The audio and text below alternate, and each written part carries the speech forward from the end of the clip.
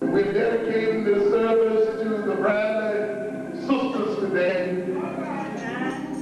We're dedicating it to all the other families of lost children. Reverend Paul Jakes placed pictures of the sisters in front of the pulpit today as the girl's family waits to hear if part of this mystery has been solved. On Thursday, police told relatives bones had been found during construction on Chicago's far south side. Chicago police, FBI agents, and forensics experts spent much of Friday and Saturday scouring the area near 130th and Indiana for evidence. A Cook County medical examiner spokesperson says the bones appear to be those of a young teenaged girl, but it will likely be several more days before experts know for sure if they are Tianda Bradley's remains. It's a mishmash situation where they are, certainly hoping that their children will be found alive, but then yet at the same end they want to have some conclusion. The sisters were last seen in July of 2001. They left a note for their mother, Tracy, saying they were headed to a store. Tracy Bradley says she was at work when the girls disappeared, and clues in this case have gone nowhere. Everybody's went crazy because of these bones, but the family is living with this day by day. Chicago police have been quick to say there is no obvious link to the sisters. FBI experts will extract DNA from the bones to see if there's any match in this or other missing persons case.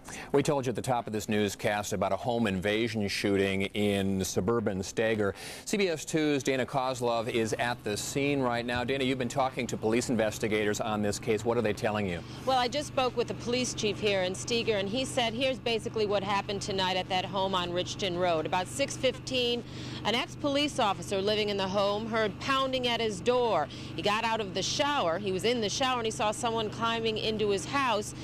He grabbed his gun. He told the person to stop. The person didn't, and he shot him in the chest. At that point, the would-be intruder ran out to his pickup truck.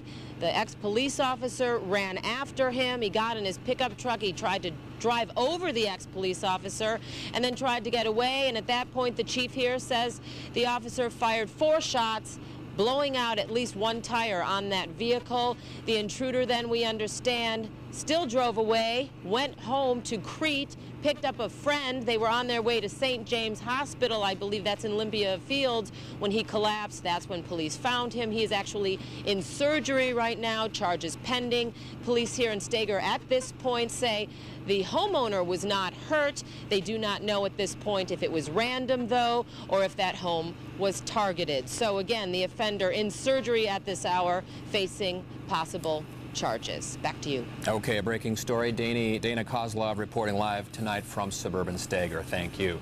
Also tonight, a sad and controversial ending for the last remaining elephant from Lincoln Park Zoo. Wonky has died. Zoo officials say the elephant was euthanized early this morning in Salt Lake City, Utah. Wonky was being relocated to the Utah Zoo after 2 other Lincoln Park elephants died. Animal rights groups say elephants belong in sanctuaries where they have more space. Zoo officials say their animals are never mistreated. We know that zoos are killing elephants prematurely. The lack of space causes elephants captivity-induced ailments. We felt very comfortable with the quality of care with our exhibit. Zoo officials say an autopsy will be performed on Wonky. They also plan to request an independent audit. It was a shocking and gruesome crime. A taxicab driver ran over with his own car in a dispute over a fare. Unfortunately, Harun Pariani is not the only Chicago cabbie killed on the job. CBS 2's Joni Lum takes us to a touching vigil held today in honor of cab drivers who, facing daily dangers, have been struck down on the job. John Anderson, murdered, 9/1991. They're the names of 50 Chicago cab drivers killed on the job. Most were shot during robberies. The most shocking was the murder of Harun Pariani, who argued with a customer over payment and was run over in the street with his own cab on February 4th. Pariani's grown children displayed photographs of their father and wept at the memorial held near the place where he died. Harun Pariani was my father. I can't believe that my father is gone. 37-year-old Michael L. Jackson bonded out of jail for the murder, but was arrested again after allegedly spitting at and trying to punch a Downers Grove hospital nurse. Pariani's family says those actions prove Jackson should not have been allowed to post bail. Whatever the court did, I mean, they probably thought it was right, but as you can see, 2 days later, he committed a terrible crime again. So he shouldn't be let out on the streets. He is dangerous. One of Pariani's friends, a fellow cab driver, told how in 1987 he was shot after picking up a fare at a downtown hotel. I gave him all the money, but still, you know, he put the pistol on my head and he wanted to shoot me, and I realized, so I grabbed the gun and I go like this and the bullet goes through my hand. That did not stop him from driving. He's been a cabbie for 23 years in spite of the danger. So I work 14, 15 hours a day and just hope every day that, you know, I'll come back home safe. Cab drivers say they are repeatedly harassed and sometimes physically attacked while trying to make a living. The Council of Islamic Organizations held the vigil today to encourage better treatment of cab drivers. 3 people are accused of stealing a car and leading police on a chase that ended with an officer shooting one suspect. Today, charges were filed from Thursday's melee. 19-year-old Tameka Carter was charged with aggravated unlawful use of a weapon. 20-year-old Tristan Medley was charged with aggravated assault of an officer and criminal trespass to a vehicle. The third person in the hospital, 25-year-old Lamont Wallace, is charged with possession of a stolen vehicle and failure to obtain a license after it was revoked. Christos Anesti, Christ is risen. It was heard throughout Eastern European communities today as Orthodox Christians celebrated Easter. The celebrations included Chicago's Serbs, Russians, Bulgarians, and Greeks. In Jerusalem, hundreds of Christian pilgrims. You know, I'm not throwing any different pitches. I'm not throwing them any better, any harder. I'm locating a lot better. I'm throwing strikes and getting ahead of guys, and then guys can't sit on a certain pitch. Rubber match between the Cubs and the Astros in Houston. Things looked awfully good for the Cubs when Derek Lee blasted a 2-run homer off Roy Oswalt. Way deep that one is. He has a 13-game hitting streak. The Cubs then took a 3-1 lead before the wheels just came off. Mark Pryor didn't have it today. Rocked in the 5th, bases loaded here. He serves one right up the middle to Mike Lamb, and you bet that's Lamb's first career grand slam. 5-3 Astros. Pryor then walks 2 more, and then Adam Everett drills a 3-run blast. Damage done. Pryor gave up 8 earned runs in 5 frames. The Cubs lose the series with today's 9-3 loss.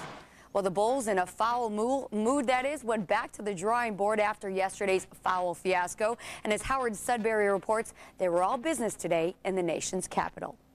Bulls practice was light on this day between games. Don't expect many major changes in strategy. Scott Skiles says they just have to turn it up a few notches.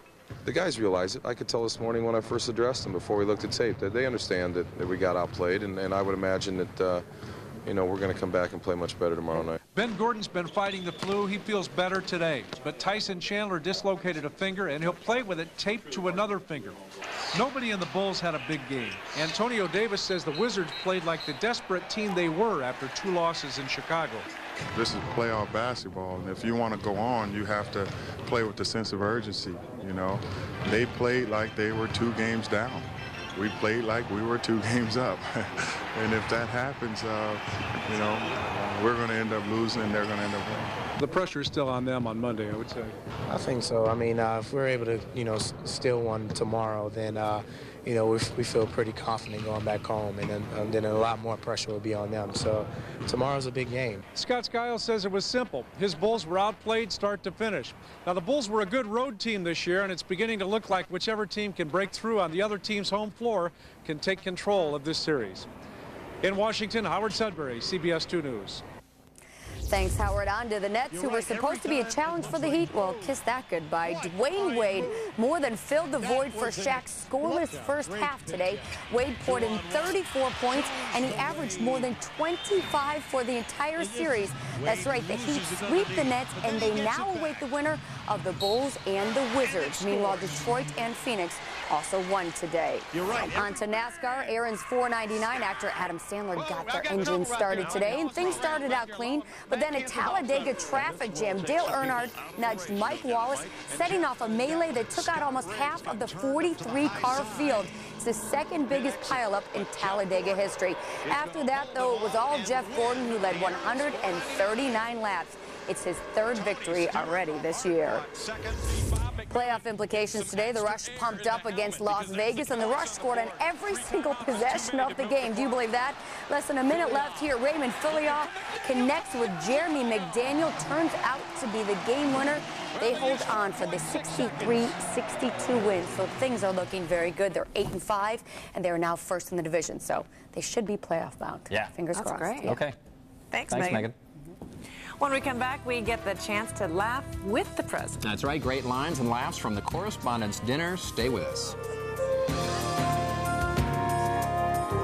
This portion of CBS 2 News is brought to you by Children's Memorial Hospital.